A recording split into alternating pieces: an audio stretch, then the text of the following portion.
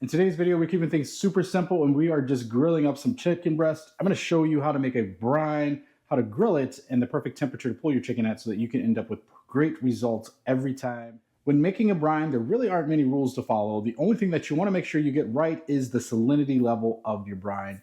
And to get that perfect, you want to make sure that you're using about 240 grams or 1 cup of salt per gallon of water. And I've already got a gallon of water measured out here. I'm gonna go ahead and measure out my 240 grams of salt. That's gonna go right into our brine here. And then the rest of it's really up to you and you personalizing it and adding the flavors that you like into it. And I like to use sugar in the raw. So I use 240 grams of raw plain brown sugar as well. So we'll go ahead and throw that right into our pot as well. The rest of it from this point is up to you. You can use lemon, you can use citrus, you can use garlic. The possibilities are endless. We're just going to be using salt, sugar, and then I've got coarse ground black pepper that I'm just going to put in there too as well. And there's no measure for that. So we want to dissolve this over an open flame for a few minutes. We're gonna get that done and I'll be right back. So it doesn't take a ton of time to get those solids dissolved in there. Then you want to just go ahead and get that into your brine container. Make sure your brine container is deep enough to cover all of the chicken that you're going to be cooking and that it's also got a nice lid that you can get it into the refrigerator. And this is warm right now. It's not boiling hot, but if we were to put our chicken in there, it's not going to have the desired effect. So I'm going to add a little bit of ice just to cool this down a bit before I get our chicken in and put it into the fridge. Just going to give that another stir here. And that's going to get our brine down to a temperature that's going to be perfect for getting our chicken in. And all that's left to do is just get your chicken right into your brine. So we got all of our chicken breasts down for a swim. We're going to get a lid on this, get it into a fridge, and we'll check back in 4 hours so we can get it on the grill. So we've had our chicken in the brine for 4 hours sitting in the fridge. It's time to get it out, get it seasoned up, and get it out on the grill.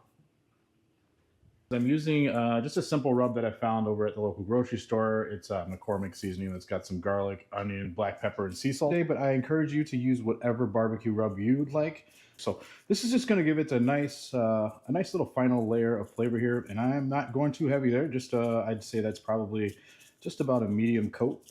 I'm happy with that. And I'm just going to flip it over and do the other side here. And if you'd like, you can see that I do have some black pepper flake that is left over the top of the chicken, and I'm okay with that. But if you wanted to rinse the chicken off after you brought it out of the brine, by all means, go ahead and do that. But personally, I think the black pepper is going to add a little bit of kick, which will be appreciated. So I'm not really too concerned. So while I'm doing tray 2 here, let's talk about chicken temperature.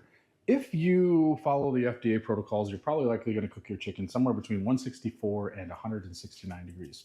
And if you're ever had a dry chicken breast, it's because, well, it's been overcooked. So I am going to actually cook this chicken to 157 degrees internal temperature. The higher you cook, the higher temperature you cook your food at, the higher carryover temperature you're going to get. So if you're cooking at a little bit of higher temperature like I am, you can cook things to a lower internal temperature, and as it rests and sits on the counter, it's going to get up into that safe zone, and you're going to be perfectly okay. Chicken's all seasoned up, we're ready to go ahead and get it out on the grill. But here's a little bonus tip. If you're cooking a lot of food like me, you want to make sure that you're using a thermometer so that you can gauge when all of the chicken is going to be done. And the best way to do that, especially when you have a myriad of chicken like this or a myriad of steaks per se, and they're all a little bit different. They're roughly the same size, but kind of different sizes. Just try to find one of the smaller chickens, and I can see this small guy sitting right in front of here. And then what you want to use is a thermometer or a probe, and you want to insert that probe into the thickest part of whatever you're cooking, so that way you know that when that smaller guy is getting done, that your bigger pieces of chicken are just going to be a few moments behind this one. And you can always use an instant read thermometer just to check the temperature of the other ones as they're coming along. What do you say we get these out on the grill? Go ahead and put this smaller guy that I've got the probe in right in the center near the hottest part of the grill there. And that's a little too much sizzle in my opinion. So one of the things that I love about this grill is you can kind of move the charcoal around where you want it while you're cooking.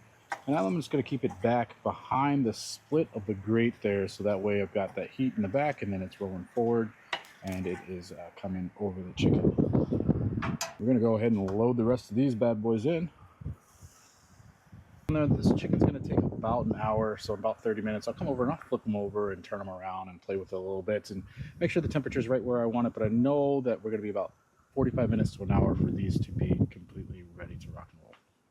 Right, so we are about 45 minutes into our cook here, and I'm just going to spot check some of our chickens and see where we're at. That one's got some more time.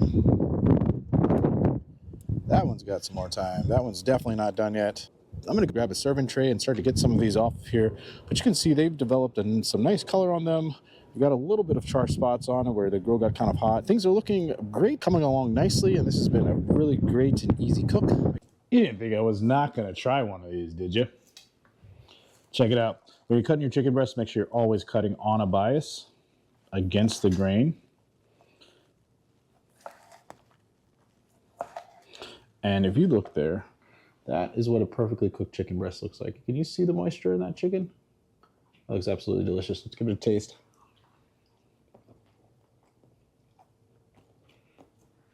Oh yeah. No, that's dynamite chicken. Now you're ready to knock it out of the park.